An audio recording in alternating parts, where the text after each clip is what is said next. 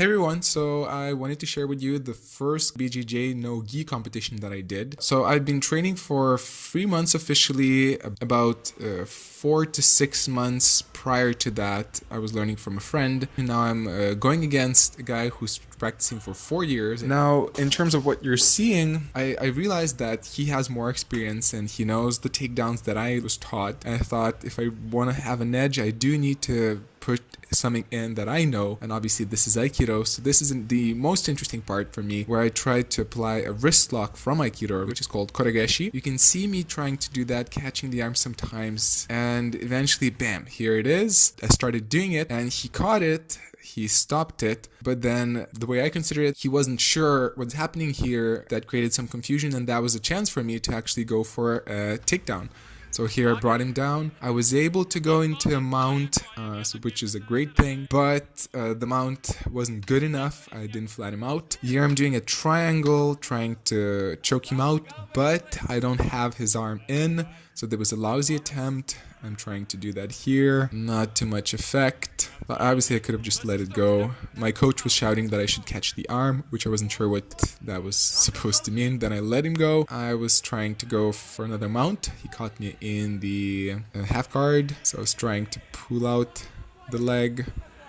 Here I tried to go for a guillotine through the neck, but obviously it wasn't good enough. I wasn't in a good position, but there was still a try. I'm trying to choke him out here, but obviously that's not a deep enough guillotine. Now he's doing a good job of walking around, and we reached the end of the mat. Now this is the part where I actually got frustrated. So we reached the end of the mat, and obviously we were asked to go back to the center of the mat to go into the same position that we were in. But before he was just simply going chest to chest. But here when we come back, I think he did it by accident, or choose to believe he did it. But he actually got a really good underhook.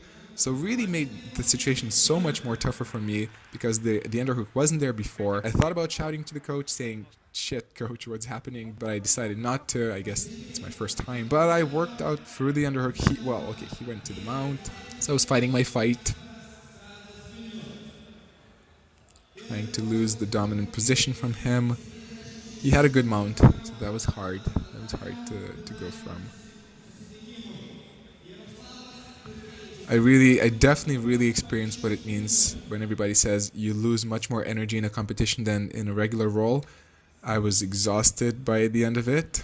So he wasn't really doing anything specific here. I wasn't allowing him. That I went out from here. Now the mistake I did here, my coach later told me I went too quickly in. I was supposed to control his legs or something, so it was my enthusiasm for going out of his position.